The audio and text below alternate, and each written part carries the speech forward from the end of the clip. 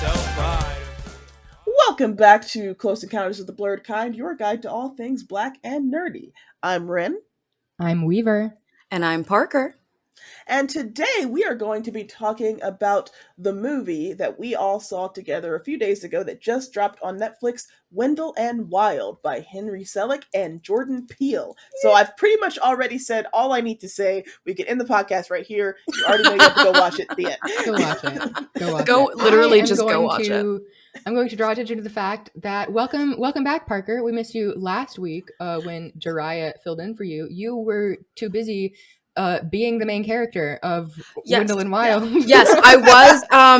Thank you so much for acknowledging that. I wasn't going to bring it up, but it was a lot of hard work, and especially with the press tour, the transfiguration required to turn me into a stop motion character took a little bit of time to wear off. No, 100%. It's exhausting, sure. But Henry Are you still a little part clay? Like you've got a little 100%. Yes, like I'm just like I'm. You can't see the bottom half of me right now. Because it's all Gumby. It's all Gumby down there. But yeah, well, Jordan and Henry were absolute dreams to work with. You missed a great time with Jhariah, but Jhariah missed a great time with us when we had our Wendell and Wild watch party a couple days ago. It was extremely fun. I loved watching a movie together with you guys. And what a movie. Oh my God. This is like prepare to be sick of me. This is about to be my whole personality. Oh God. If you're listening, you can't tell this, but I am like in full zombie drag makeup right now. Which is all the more reason you need to be following us on YouTube as well, because the visual version of this podcast is all the trimmings. I did drag makeup last week with Jhariah, and I think that's just going to be my thing now. Like, you did drag makeup while I was recovering from clay animation? Sorry. I think I'm just going to do drag makeup every time, because I like doing drag, but I never have an excuse to actually do it. And so I'm well, once a week, I'll just... That's a vibe. I wish that I had that. I'm the kind of person, I literally wear evening gowns with full makeup to go to the corner store, just because I'm if I'm going to go outside, I gotta... If you like that song, I put on my jewelry just to go to the bodega. Yeah, no, 100%. Exactly that. Okay, so Wendell and Wild. We are all in agreement that the movie is fucking incredible, and there's so many different things to talk about. I actually made a bunch of notes on my phone while we were watching the movie. One thing I wanted to bring up that I saw Jay Stubes talking about on TikTok was how much thematically it felt very like a fable, like a fairy tale. Yes. There was something almost mythic about it. Yes. And I think stop motion was truly the perfect medium for this. And something I had read on Wikipedia or something, Henry Selick felt that after Coraline, stop motion had progressed so far that it was almost indistinguishable from CGI. Because I remember think of the shower scene from Coraline where she turns on the shower and the water splashes on her. Every frame of that water splashing was 3D printed plastic, right? And so it's essentially every frame is already CGI built and rendered, and they just 3D print it. And he felt that had sort of lost a little bit of the magic of stop motion. And so what I really loved about Wendell and Wild is that it incorporated a lot of old school stop motion techniques like claymation, where you could really see this sort of liquidy textures. And even on some of the puppet sculpt, you could see the fingerprints of where they were sculpted. Okay, so I'm so happy that this is the thing that you brought up, because I haven't been able to get out of my head tying into the fact that you and just the fable aspect of it, yes, but also that sort of taking it back to more grounded sort of, I don't want to say golden era because I don't know enough about stop motion animation to call it golden. Yes, but the choice that stuck with me even while I was watching the movie is that you can see they look like dolls. They look like dolls. You can see the seams. You can see Coraline, they edited those out frame by frame. It reminds me of another movie, Anomalisa, by Charlie Kaufman, who did Being John Malkovich. and the way that the seams of the puppet faces are used in Anomalisa is that you see the main character like slowly become aware of the fact that he's a stop motion puppet. Like at one point, like the bottom half of his face falls off.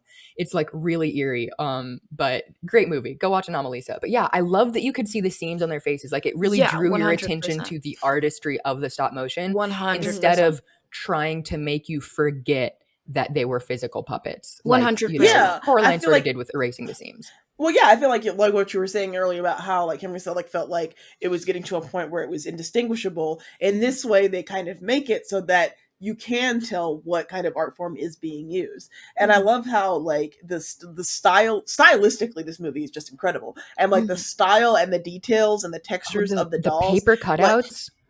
Oh my Oh, the gosh. paper cutouts were gorgeous. Yeah, the paper cutouts, or even just like Wendell and Wild themselves, like how Jordan Peele's character looks like Wendell and Wild. They look like them. And they also have like the shapes, like it's almost like a cross between 2D and 3D. Like their faces were kind of flat. Their faces were kind They're of also, flat. like, yeah. Mm-hmm. Yeah, I really love the texture of the hair. I used to do a lot of needle felting.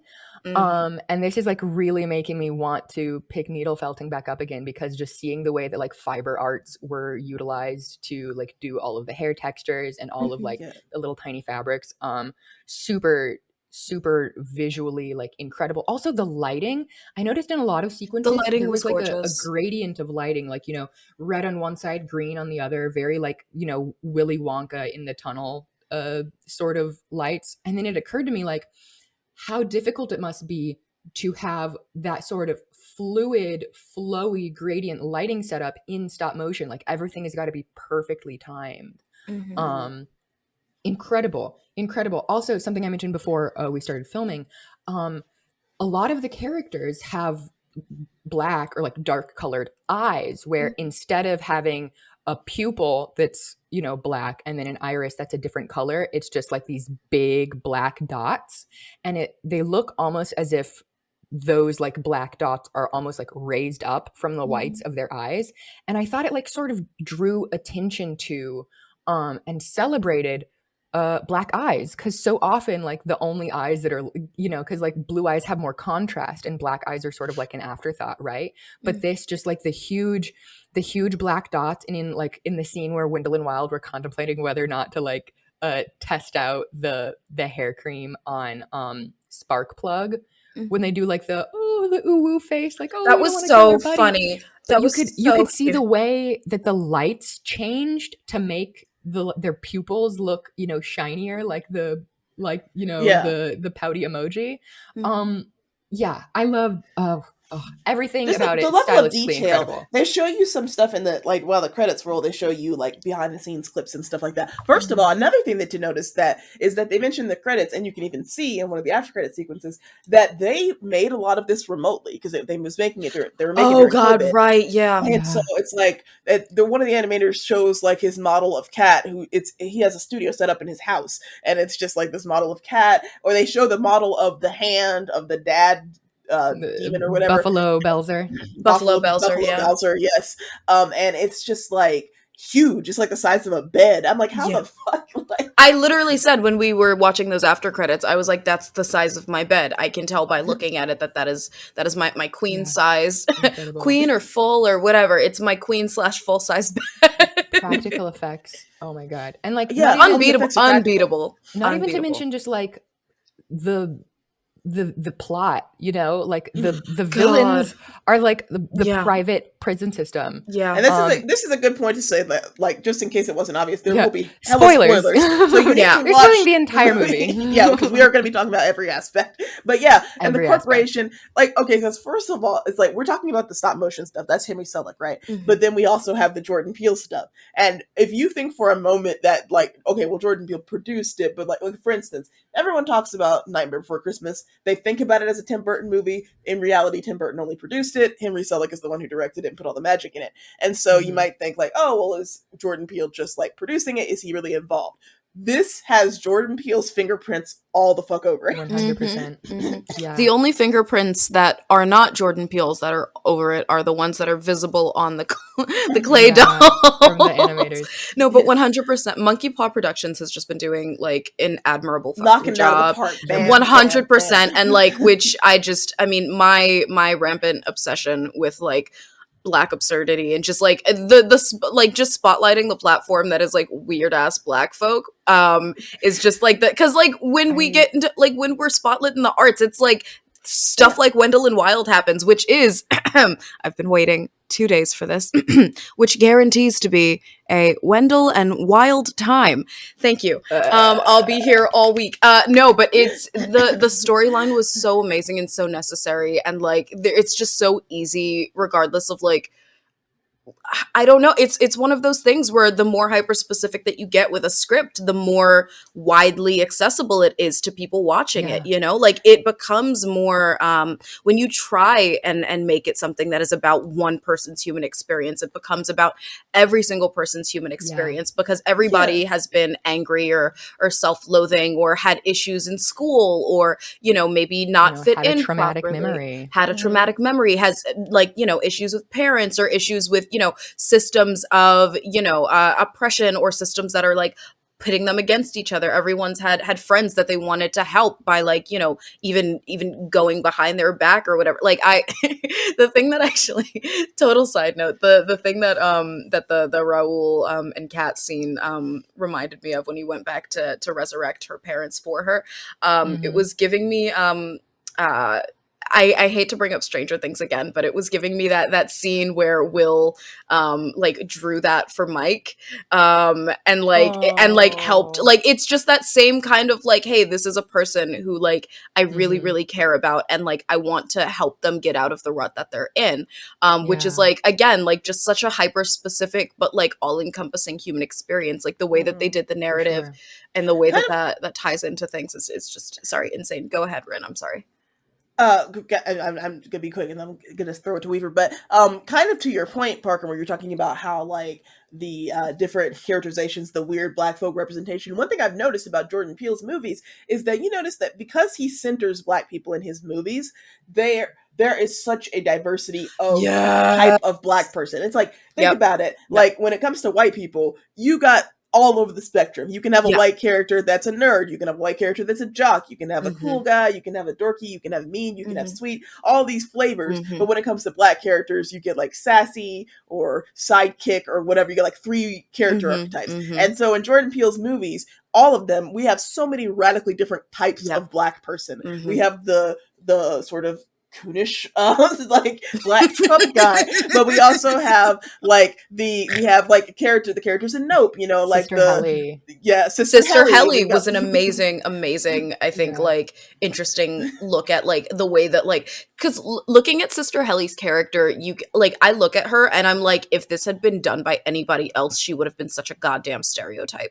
It's like, I know what tropes they would have used on Sister Helly if not, and it's like the whole time in the back of my head, like on some level I was like, what are they gonna do with her character? Because like, is this gonna be a thing where I'm like really just like, it's like I felt like Kat being lulled into a false sense of security by Sister Helly's characterization, only to realize at like a point in the movie that I can actually trust the way that they've embodied this character, and also just like in terms of like the diversity of characterization, it's also like something to say that like as a Black person that has a lot of different sorry to break this to you guys, I've been Black this whole time, I'll wrap this up and then go over to Weaver, but like as somebody who is Black, seeing this amount of diversity in Black characters across like Jordan Peele and like other creators and other creators in their projects, like these are all recognizable kinds of Black people, I want to say, because I think that's also a thing that happens like IRL, is that like non-Black folks only see Black folks in like one of 3 ways and then are surprised when my favorite band is My Chemical Romance, and like That's like the when whole crux of this show is like black people exactly in spaces that people don't expect black people So to be. often, like Exactly. black nerds, especially, like even by other black people, it's like, oh, that's white people shit. Like, oh, that's white people. When half the time, white people shit is actually stuff that we started that like got appropriated from our communities. Yeah, like I feel like so many black nerds grew up feeling like other black people felt that they were less black because they were like had nerdy interests. Like for me, you know, being biracial, I had a little bit of biracial victim complex for a while. I'm like, oh, other black people don't Too like black me. for the white kids, too white for the black kids. And I guess I'm like a mocha chocolate. No. Yeah, and I thought like, oh, is it because I'm biracial that they don't think I'm black enough? And then later I was like, no, it's because I'm autistic. It's because I'm fucking weird and they think I'm weird. Like, if I was fully black and still autistic, I probably would have felt the same way. This is reminding me of that line from Doechie's song "Weird Girl Activities," that like plays on a loop in my head. I love Doechie. Yeah, I wanted to bring up that it's such a perfect way to circle back to zombies once again. To all of the things that we talked about in those episodes with Kenna. Because like going into this, I knew that Wendell and Wild was going to have demons, right? I saw that in the trailer, but I didn't know it was going to be a zombie movie. And just a couple weeks ago, we went into so much detail talking about the history of zombie movies and like zombies through a black lens. And this, the zombies of like the old guard, and having zombies be a metaphor for like society refusing to let go of the wants and needs of like all of the dead founding fathers who like they don't need to be beholden to anymore, like using zombies for that. Incredible. Or like zombies for reliving your trauma or like having to cope with your past. It was everything about it, like this, I mean, truly like zombies through a black lens. It was everything about it was incredible. If I may, big bear brain for a moment. That is another thing that I haven't been able to stop thinking about. The use of not just like, oh, they're zombies, but the use of the characters that resurrect these people. Like, you know, if we're, you know, again, circling back to zombies, if we're talking about zombies as a means to do labor for the living, right? And to be these like sluggish sort of like, you know, just single-minded focus on like doing whatever it is they need to do in order to like, you know, like serve whoever it is that resurrected them. Like it's very telling. And I'm absolutely obsessed with the fact that like, if you look at it, it's like, who are the people that had these old folks resurrected, right? It's like these sort of like the rich and the church. Yeah, it's like the elite folks in God, I forgot the name of the town, Rustbank.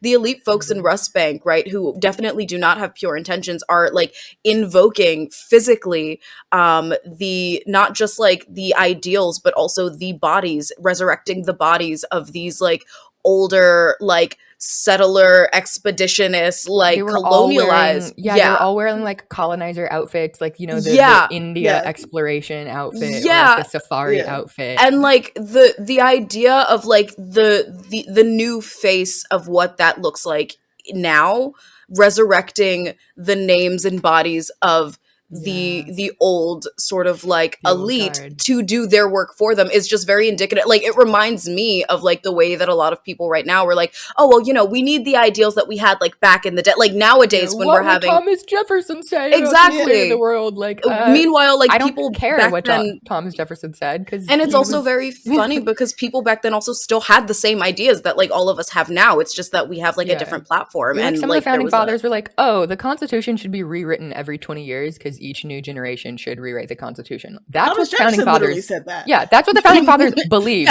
They didn't want their ideals from the 1700s to be permanent forever. They wanted the Constitution to continually be changing and adapting to the American populace. But I want to I want to bring the discussion around to the way the movie handles trauma and how so much like children's media these days has been centered around generational trauma and familial trauma, and like using fantasy as a metaphor for that, you know, as a metaphor for facing your demons, and how Kat thinks like, oh, they're my demons, I have to face them alone, but like she really needs other people to be able to like hold her hand literally and physically with Sister Helly, to be able to like to be able to face those, and having the, you know, the idea of like swearing allegiance to her demons as a metaphor for like being beholden to your own trauma, of like letting your trauma have control over you. This is, it's making me think of two other Henry Selick movies. I'm in this picture and I don't like it. It's I want to compare it to two other Henry Selick movies and also a non-Henry Selick movie. Coraline, you know, that was the most recent one, but also James and the Giant Peach. I have not seen James and the Giant Peach. It's been a long time since I've seen that. And a Series of Unfortunate Events, the movie. Series of Unfortunate Events. Okay. Yeah. Well, the stylistically. Okay. The movie. Yeah. Stylistically. And the way that coming of age stories have changed over time. You know, James and the Giant Peach, which was originally a book by Roald Dahl, it's like there's this orphan and he lives with his aunts and they're mean to him, and he, you know, he goes into this peach and then he meets all these bug people and then he has a new family, right? And that dealt with being an orphan, you know, experiencing trauma and abuse, and overcoming it. But the target audience for like when Roald Dahl was thinking about like, oh, who are troubled young people that I'm going to write a story that they can see themselves reflected in, it was like little British white boys, right? And like, sure, they can experience trauma and abuse, but the story was centered around that specific experience, and also sort of like watered down. Like I just watched a bit of James and the Giant Peach a couple weeks ago. And that story also has a very mythic sort of fable type feel to it, where there's like not a lot of specifics. It almost feels like a dream sequence almost, you know, like there's not a lot of specifics about like what town he lives in, like the proportions are a little bit distorted. And so it's a little bit generic. And then like with Coraline, we get a little bit more specific. We go a little bit more into detail about, you know, this trauma that she is experiencing.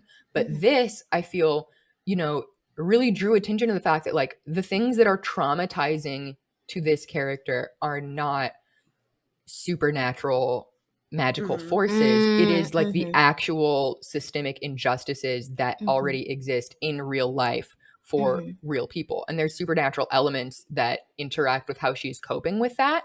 But the trauma came from the fact that the society we currently live in is unjust. Yeah, that the idea that the society we live in is the villain of the story. Like the fact that the villain of the story is not it's not really even the demons. I mean, the demons, their whole thing is that they want to open a carnival. They don't even want to like take over the world or anything. They just want to open a carnival. And even their story has to do with their like failure to like live up to their father's expectations. Yeah, the Deus Ex Machina of Buffalo Belzer being like, you know what, actually, you know, I miss my kids. I'm going to be a good dad now. Like, okay.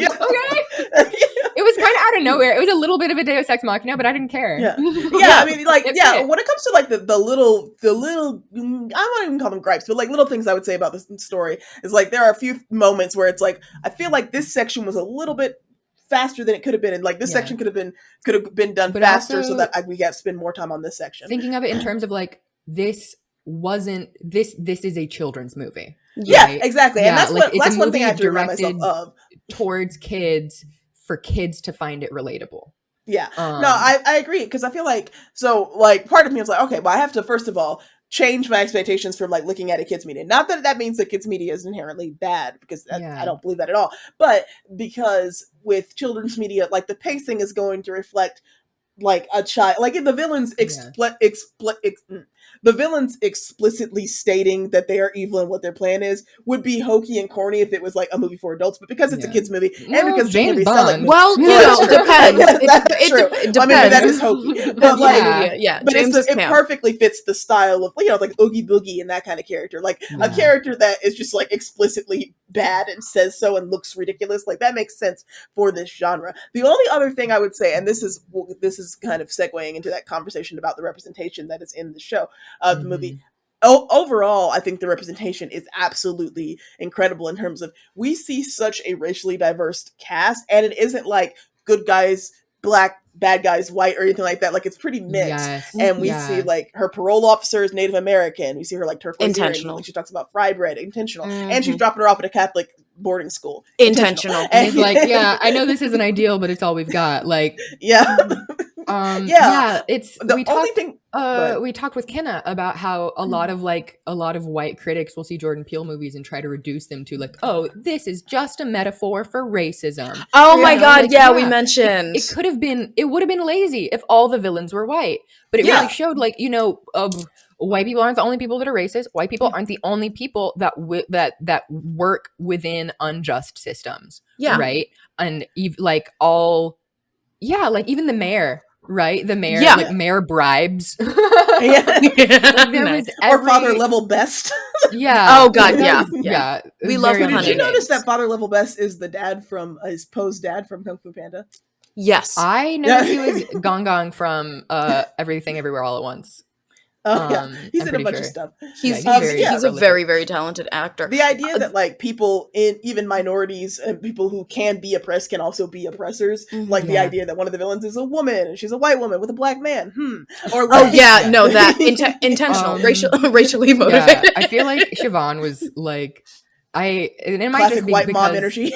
Yeah, R.I.P. to my fellow biracials out there. I know a lot of biracials with white moms feel like they're being specifically targeted with japes.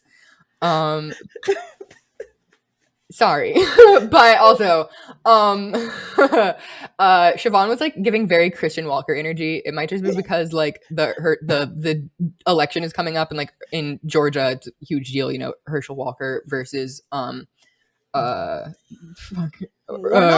Yeah. Forgot his name for a second. Obviously, we are time travelers, so for you guys, this is the day after Thanksgiving. But for me, you know, voting is next week. And you know, making the black guy like very explicitly like look like Trump. And if he would have been white, it would have been like a little bit too on the nose. But like, no, some black, there are black Republicans. There are you know, black people that do unjust things, and Siobhan, especially with like the pin straight blonde hair, and the blue eyes, and just it's. I think it was a very fitting little bit of a redemption arc for the biracial with white mom archetype. One thing that I will say, I'm going to have a bit of a Jewish moment here, as the resident Jew on this podcast. So I was talking with somebody else pointed this out, and I was like, yeah, I didn't even think about that. Some people had some issues with the characterization of Manberg, who is definitely Jewish coded in terms of like from the name to the fact that he wears the Jewish symbol for high, which is life, in around his neck, and it is and his character, he's not exactly like, he's not a villain per se, he's not evil, but he is somewhat antagonistic. He is somewhat which, you know, that in of itself is fine, but the fact that his specific thing is like kidnapping children, in this case demon children, and he's not really aware that they are children because he does let them go at the end, but like, just, you know, the history of like stories about Jews taking kids and stuff like that, I think maybe that could have benefited from like a sensitivity reader in terms of like, oh, maybe we don't have this character do this thing. It's not like cancel the movie bad or anything, but it's just kind of like maybe let's think about that a little bit more next time. I think that overall, like the characterizations of the different characters, we have like Raoul, who is canonically trans, and his mother's like fiercely supportive of him. We don't his story does not revolve around trans trauma or like, you know, oh, my parents don't accept me. He does get dead named once, but it's very on brand for Siobhan to do that. 100%, and for it to be like, oh, I'm sorry, I just forgot. I really loved Raoul's art and the way that we saw like mythology from other cultures. Even the story with his big art project on the murals on all the roofs. I also wanted to say, we talked a little bit with Kenna about the vilification of disability. And I think it's interesting because, especially like since we mentioned James Bond, like there are a lot of James Bond villains are just like, oh, I'm scary because I'm disfigured. With Manberg, it was really interesting because it was like very clear, like the disability isn't what makes him evil. And in fact, like it was very like I am not a wheelchair user, so like this is not necessarily my area to speak on, but I thought the representation of how he used his mobility devices was really interesting. We saw how adaptable he was. We saw like there's a compartment in his chair where like the floor waxer comes out, and we see how like he is so smart. He has kitted out his wheelchair to be able to be like extremely effective, at being this like custodian of the school, of like the having the long pole to change the lights. We see he's like really innovative in the way that he has adapted this technology, and again, like what I'm noticing a lot more in uh especially children's media is that there are a lot of like morally gray characters that are antagonistic, but they're not villains. Like he was not the villain of the movie. And even though like his whole relationship with Sister Helly was like, really toxic, it's at the end he was like, you know what? I hate demons, but I can admit when I'm wrong. Like I separated you from your family, and I'm gonna rectify that. Family is important to me, and you realize that the reason he reacted so strongly to Sister Helly doing in what in his eyes was betraying him is because he sort of viewed her as family, right? Like he took her under his wing and like trained her essentially to be his apprentice, and then she grew up and like rejected that and is like, no, what you're doing is wrong, and he feels betrayed by her. Yeah, and that's something that's interesting. Like when you have a lot of diversity, especially amongst your villains, you have to like really ask like, oh, is this like a vilification of XYZ, or is it just Overall, I would say, and I mean, I won't speak for any group that I'm not a part of, but like it seems like the representation and the characterization of most of the like diverse characters that we saw in the film were, was solid in terms of it wasn't, like we said, it wasn't lazy. It wasn't like, okay, well, you can tell a this lot of thought went into it. absolutely. Yeah. Like you can tell that like there was a conscious choice to make and to defy certain archetypes, because like the girls that Kat meets at the school seem like they fit the mean girl archetype, right? You're like, oh, here comes the bullies. Yeah, there was a the strong popular subversion, girls. yeah. And even then they weren't all, they were like they were like a mixed girl, I think an Asian girl and a like a South Asian girl. South Asian girl and an East Asian girl. And I'm just like, even that is like it could have gone and like Gretchen Wiener's malicious. Right? Yeah, they weren't malicious. They were just kind of like trying to bully Siobhan dead named Raul, but in like it wasn't something that was unnecessary to the plot. It didn't seem like it was out of nowhere or coming across as an internalized bias. It wasn't as if she was intentionally trying to hurt Raul. It was just a reflection of the fact that she just didn't care enough. Yeah. And so like they're oblivious to what other people are going through, and they're sort of clueless about how the world works, but they're not trying to be mean. Something else that I noticed when Siobhan is first introducing herself and the poodles to Kat when Kat first arrives. That scene I thought was a really great example of Afro surrealism, because Siobhan and Sweetie and Sloane are like, we do goat yoga, we meditate for climate change, and it's just this whole like very peppy, everything is fine, everything is nice and fine all of the time. And it's like, from Kat's perspective, it's like stuff is clearly fucked up. And I feel like that is so strongly at the heart of what Afro surrealism is, of entering an environment that is obviously fucked and everyone around you pretending like everything's fine and normal, and you're the only one that's like, this actually is bad, why can't you see that? But what I thought was interesting was that when Siobhan was like, oh yes, we do goat yoga and we have all these amenities, and then later on when she's trying to justify her parents' prison to Kat, and like, oh well, they have all those amenities, and they're like, oh, trauma informed, and they're and it reminded me of what she said about the goat yoga, right? And in some regards, Siobhan being in this this school, the RBC, is like a prison. But because she has been brainwashed about what prisons are, she can't see it. She can't see that having nice amenities doesn't detract from the fact that you can't escape. right, doesn't detract from the fact that you're stuck there and you don't have agency.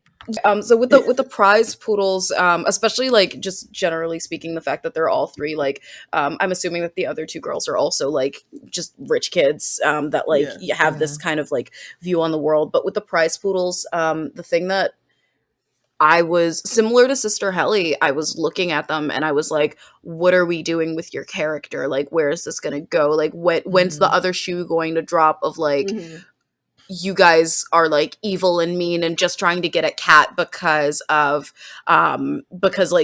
that's like who you are as people. Like you're expecting these girls to be malicious because again, that is the trope that these three fit into. And also, I mean, I also think that it's I don't know. I also like think as a side note that it's very interesting that like these are not three, like this is a trope, the three mean girls or three like popular rich perfect girls in like the boarding school or private school that are usually obviously usually white. There's so many there's so many different kinds of like media over the years that is just like, you know, it was literally a movie called like one of many, you know, like Heather's had that sort of like trope and these are this is usually like these are usually like a triple sort of like character like group that is, they're usually white, and I think that it's interesting that like this is the first time that I've seen that really that one where they weren't not to say that I've never, okay, wait, let me let me collect my thoughts before I like trip over my own tongue. So I think it's very interesting the fact that this is one of the predominant experiences as a viewer of seeing that trope not be held by three white girls, but also specifically that at the end they weren't actually malicious. I think that was very interesting in the way that they did that subversion. And also on the Raoul dead naming thing, I think that it was honestly like it's they also did such a good job with Raoul's character that like 5 minutes after that happened, I could not remember what the name was. Yeah. Like I could not remember what the name was at all. Yeah, it only happened once. And the fact that like not only just in terms of in line with the idea that this is so in line with Siobhan as character in general, she also calls Kat like the wrong name repeatedly. Repeatedly says if you don't think that I am headcanoning Kat as like a she, they, them, like a non-binary, sure. This is projection because I am 100%. A green-haired like alt black kid, but like the name thing, it's the name thing again. It's the same thing that happened when I was watching Infinity Train. I was like, if there's a character that's very very specific about their name, you are now non-binary to me. Sure. It's like KK absolutely non-binary. I won't be taking questions at this time. No, 100%. I just wanted to say, I think it. Damn it! I lost my train of thought. Well, maybe this is a good time for an ad break. Okay. Oh yeah. Actually, wait. We were supposed to take a word from our sponsors.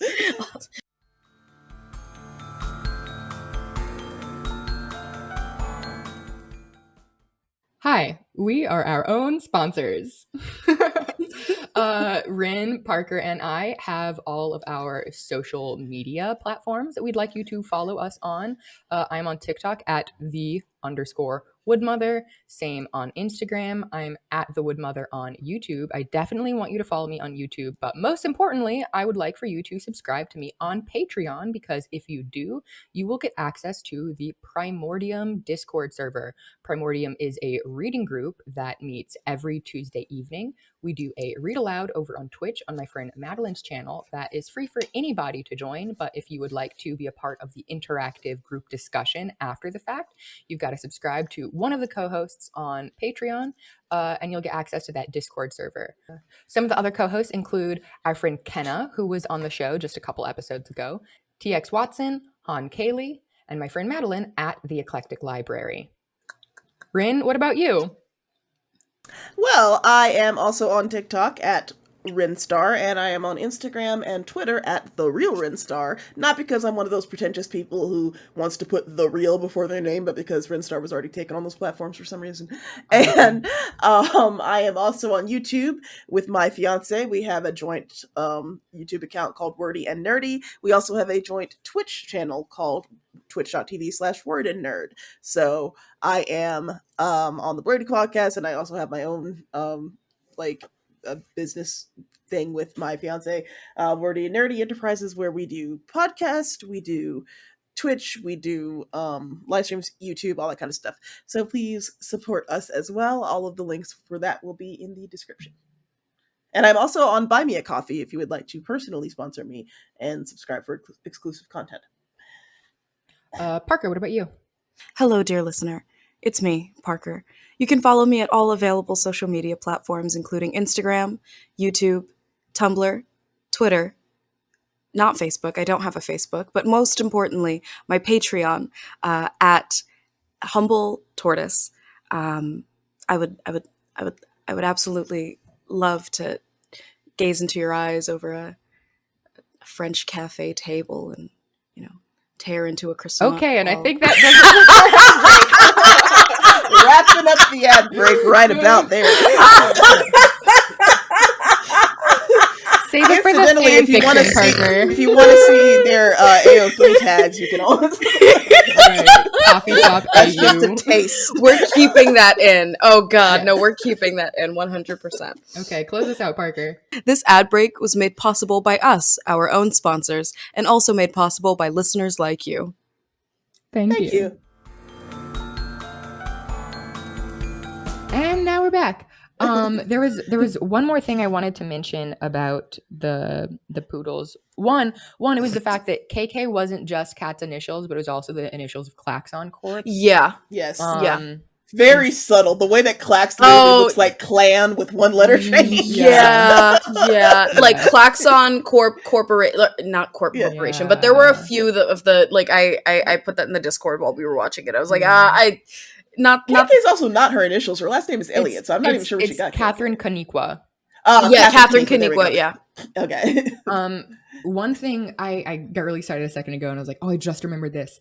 One of my hyper focuses is vaudeville, and vaudeville history, specifically Black vaudeville. And there was a really famous Black vaudeville duo, Williams and Walker. Yes, Burt Williams and George Walker, and the whole setup, especially of like the duality of like one's fat, one's thin, one's a doofus, one's the straight man, that comes directly from vaudeville. So much of American like comedy tropes have their origins in in common like vaudeville tropes, the way there'd be like a duo traveling together or like a husband and wife team, but they reminded me so much of the Williams and Walker dynamic. I would love one day to do like just a whole episode on Black vaudeville, but like 100%. that really made me, it made something click for me, thinking about like, oh, Williams and Walker would have had like the level of cultural relevance within the Black community in like the 1900s as he and Peele have to us. Oh yeah, and I think that I just knowing Jordan Peele, I don't feel like that was an accident. Williams and Walker, Wendell and Wild, it's too similar to be. And the fact that as well, like their whole ambition was to get out of like basically like they were in prison garb, and then exactly and the carnival, the whole like vaudeville is because like Williams and Walker, like back then the vaudeville, it wasn't just like in theaters, in vaudeville houses. It was really common for like Black troops to have traveling shows with like tent shows. There'd be like almost a combination, like a vaudeville show in a big like circus tent, and also a carnival accompanying it, and like acrobats and stuff, like the Black Patty Troubadours. So yeah, it felt very like, and that like dark cabaret vaudeville theatrical sort of aesthetic is like that like really tickled my brain. But just the idea that like the whole aesthetic of the movie is a very sort of vaudevillain turn of the century kind of style to it. And I think part of it is because stop motion inherently just reminds us of the theater, because it is using similar techniques. Like the hand painted sky backdrops are reminiscent of the kind of backdrops you would see at a theater, and so it puts us in mind of like, especially like something they used to do in the vaudeville era. They used to sell as merch for like specific shows, they would make postcards with the actors in like the show or whatever, like all their joints separated out like a little paper doll for you to like cut out and make your own like little marionette paper doll. Oh and yeah, you you would mentioned have, like, while we were paper watching theaters, and you could Yeah. you could like cut them out and blah blah blah. And it reminded me a lot, especially because of like the paper cutout animation. It reminded me a lot of those like paper theaters from the vaudeville era. Yeah, incredible vibes. Speaking of things that tickle our brain, you guys, the music. Yes. Okay, I was waiting for you to bring up the music. I feel lightheaded talking about it. It was such a significant, like, wonderful out of body. It was an out of body experience. I was like lightheaded, high on life, just in my room eating popcorn and drinking like lychee soda. Like, it was just the music was so good. It was so good. And specifically the choice of music, the choice of artists. Okay, first thing I'm going to say is this. When we all ended the movie and like we were just like in the Discord server or whatever like that, I wasn't on the call because when I watch a movie for the first time, if I'm watching it with other people, I will negate my own initial experience by needing to make commentary. There's some yada yada compulsive performativity in front of people that I want to like me, etc., etc. But the main thing is like I we paused and like I immediately into the Discord server. I was like, okay, I am in full tears. I need a second. Because there were so many times during the movie that I felt myself like being like caught up. And it's also like such an interesting experience as the, you know, like the as somebody who fits into the weird black kid trope that really should be like utilized in a more intentional way more often in media. But fuck it, I'll do it myself. Jangle. Yes. Next month. We'll make a watch this episode about that one. Yes. But like it's very interesting for me as an adult consciously looking for myself in an antagonist, because I don't think if you guys haven't seen the video versions of these podcasts, or if you don't have me on Twitter, I've been asking for the last month and a half for Jordan Peele and Henry Selick to run me my goddamn check, because I mean, like we established, I'm I played Kat in the movie. Like I've got like I've had my hair green since I was 14 years old. I've had this piercing in since I was 14 years old. My mom did it for me. Like I just there's like immediately seeing that.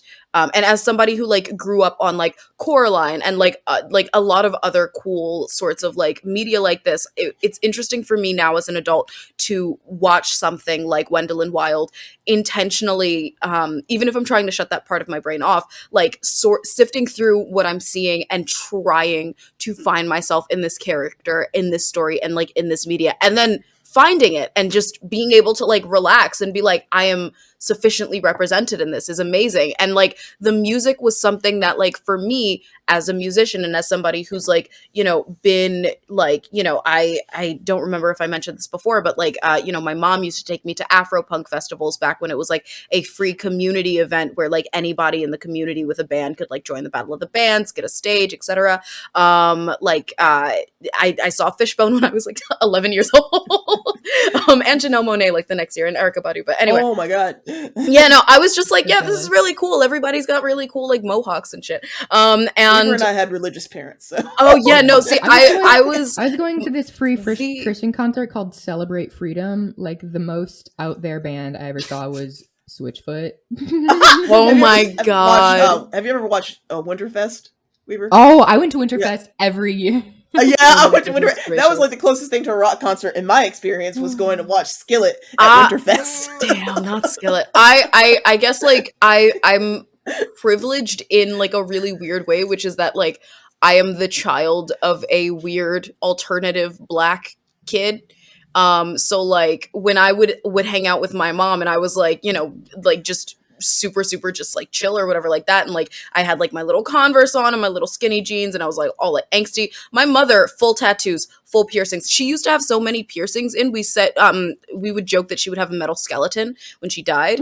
And also every single time when we were when I was very young, we had a house in Queens, and whenever she would walk past, this is old TV technology when antennas were still a thing. When she would walk past the antennas, sometimes it would either fritz or fix the screen. Yeah, it was hilarious. And so like I used to be this like small angsty little like weird kid, but also I had a mother who like babies used to stop in the street and point to, because like she had like all of these colors on and like all of this like you know like just these vibes. And so like I guess like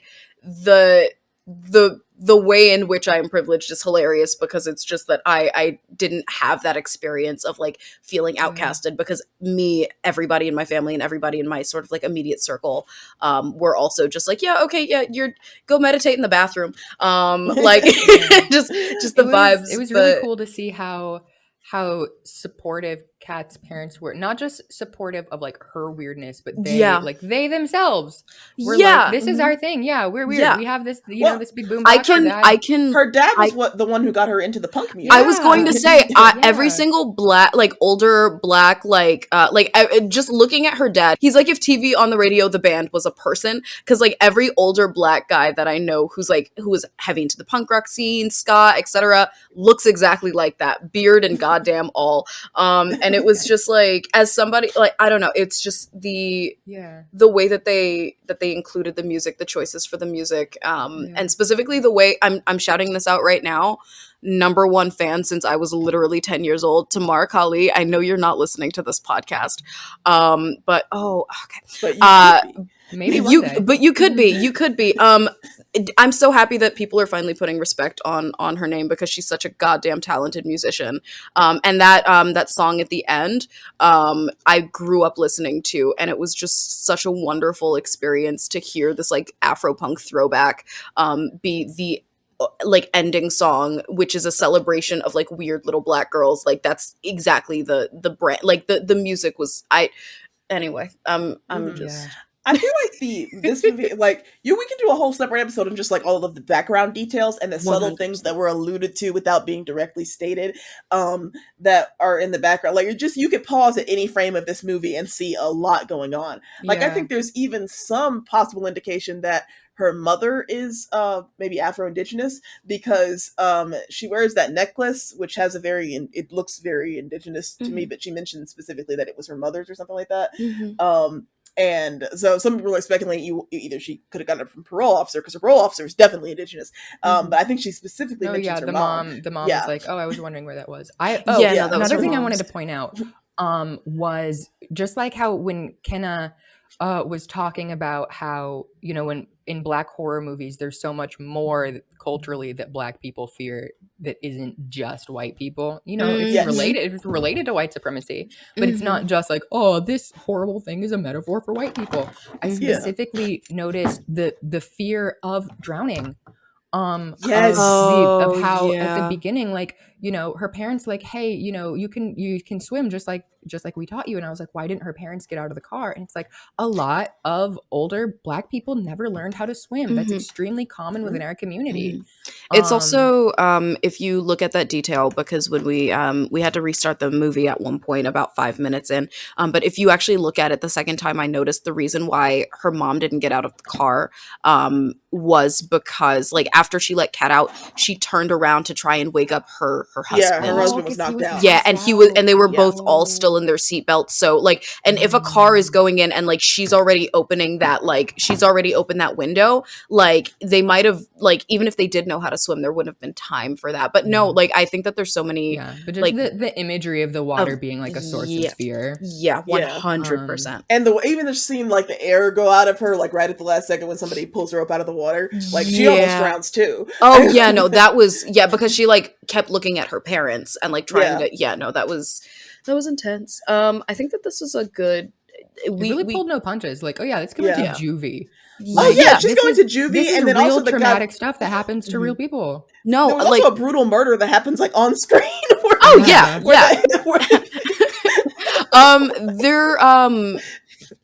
One last thing that I'll have to say, and then I know we have to wrap up. We had to wrap up, but I think that this movie is a wonderful, wonderful, and very significant example of why it's another example of answering that question of, well, why should we have diverse voices behind the media, not just at the forefront? Isn't it enough that we cast this Black person? Because like it's not, and No, it's it's because not. of experiences. It's another thing where when you get these if people's they're behind the camera, exactly, or behind in the tell writer's different room, stories. exactly, and it's like, and they're again stories that relate more widely to everybody. I've never felt more like I don't feel seen by hyper specific stories when there is like a fully white cast, you know, like as opposed to like if I'm watching something that's made by an indigenous creator or an Asian creator, I could have nothing in common or any foreknowledge of the culture or that person's experience. But if it is a hyper specific story about like a comedy of errors or something that happens while somebody is trying to, you know, just have a decent day, I will relate to it more often when there are diverse voices and voices that are sensitive to the need for that behind the screen. I think that this is looking back on it, there are a couple snags that Manberg is one of them, but also like I think that this is a Wendell and Wild is a good example of one, why it is so important to have diverse characters, diverse representation, and diverse voices making that, but also why we need more of it so that next time something as amazing as this movie is created, I don't look back on it and I'm like, oh well, these two things actually I think could have used somebody else to like weigh in on. You know, like, well, exactly, making it those needs to be a mistakes collaboration. even, Exactly, it needs to be like, you know, part it's of a the learning process. experience. 100%. But the fact that this even exists, I mean, Exactly. think about the representation we got like 5-10 years ago. Plenty of problems. You can look what back at representation? I know. Well, yeah, it's like we already got a little tiny bit, but you can look back at something that was considered progressive in the 90s and go, "Oh, holy shit, this is When they made Coraline, it's like, look at these points we got for introducing the character of Wybie, who's like biracial. Like, ooh, we got, you know, there's one biracial character and his grandma's Black. Like, isn't that something? You know, exactly. Just they could have throwing made Coraline Black, but they didn't. yeah, exactly. So it's like it could always go further, but that's why I think it's so great because like these are stepping stones as we as a society. It's like we're not going to wake up one day and see perfect representation overnight, but we continue to build on it. There's a thing that I hyper focused a while ago to my friend and my partner about how it's important now that Hamilton is now problematic because when it came out, because like when it came out, it was I can talk about this for hours, but we don't even have a couple minutes. But when Hamilton, do a Hamilton episode, we should do not get we need me to do a musical started. theater episode in general. Yes, 100% yes. But like when Hamilton came out, it was revolutionary, right? It was insane. There was a hip hop musical. It was like all of that. It got attention for a reason because look at when it came out. Look at the political climate, et cetera, et cetera. Yeah. And then it became every wealthy white person's favorite musical to like. No, 100%. It became the musical version of. I would have voted for Obama a third time if I could have. Exactly. You know, and like. I read White Fragility. And like the thing is like, but did you read White Fragility? But like the thing with Hamilton is like I will never shut up about the fact that it's a good thing that it's problematic now. It's a good thing that the original Queer Eye is something that sometimes people look at and they're like, oh, it's a good thing that the Ellen Show or elements of even Friends or like anything is right now problematic. Looking back on Chandler's dad and Friends is really, really bad. Looking back on it. Like I don't even remember Chandler's dad. Neither do I. Chandler's dad is trans coded, but not ever officially trans. He's just a drag queen. But like the way that they handle him is really, really problematic. But again, like it's a good thing to look back. Like the fact that we can look back at something and be like, we should have done that differently means that there is progress and that now there is enough distance that we have a new perspective. And honestly, absolutely. Ultimately, I think that is like one of the most important takeaways from like media. You know what just popped into my head when we're talking about like, you know, how representation has come a long way. Think about something that was sort of progressive in the 90s is, I was just thinking Magic School Bus, right? Because Magic School Bus had like a pretty racially diverse cast of kids. However, those kids still pretty much fit a very specific niche in terms of like the black boy is athletic and the black girl is sassy, and it's just like you know it was great to see it at the time, and then looking back like okay, I probably would have done that a little differently if I were producing that now, but it was 1995 and it was fine. Last thing I'm gonna say as a side note if there is one piece of media that did actually age very well, if there's one not piece of media, if there's one character in an old school cartoon that did age well, the teacher in Recess. Yes. Oh my god, I know exactly what you're talking about.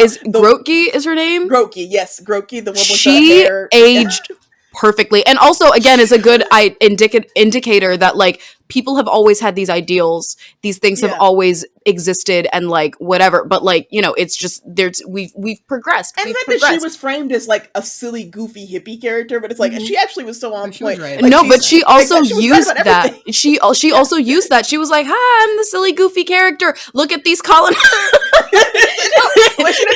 Now remember, class, this is written from a white colonizer's perspective. For sure. All right. On that note, I think we probably got to wrap up. There's going to be so much to cut out of this episode.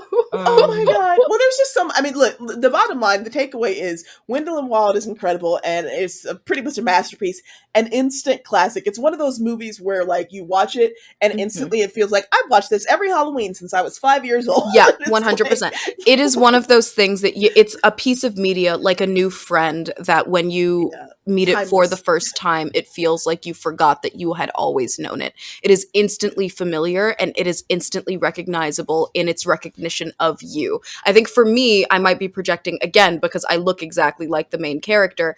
So I probably feel a little bit hyper represented. Green hair, black kids rise up. But also, but also it's just, I think that it's one of those stories. Again, the more hyper specific it is, the more widely recognizable it is, especially in certain aspects, and especially in the way that it is just overtly the human experience.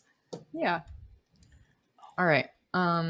So closing out, thank you guys for joining all of us today on this little adventure. Thank you. If you're watching this on YouTube, make sure to like, subscribe, and leave a comment. And don't forget to check us out on the podcatcher of your choice if you want to listen to us on the go.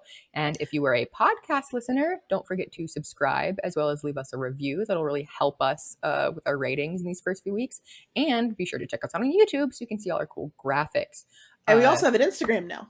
We also have an Instagram. Follow us on Instagram. I'll be posting a lot of silly content. Slowly expanding the social platforms that we have access to. So make sure you're keeping track of all of the updates on there. In addition to that, when you find us on YouTube, don't forget to hit that bell so that you are notified whenever it is that we upload or have any kind of content or posts, so that you'll be able to get in very nice and clean with the Close Encounters of the Blurred Kind community over on that platform. Sorry, Weaver, you were saying. Yeah, if you'd like to support us more directly, you can become one of our Patreon patrons. The links for that are in the description. You know, the more patrons we have, the more time and energy we can devote for making more content to you guys. And if you would like to inquire about becoming one of our sponsors, you can send us ad inquiries to closeencounterstheblurredkind@gmail.com. And you can also send us any sorts of emails. You know, if you're just like, hey, I'm a black nerd and I want to tell you stuff, you know, send those emails to us too.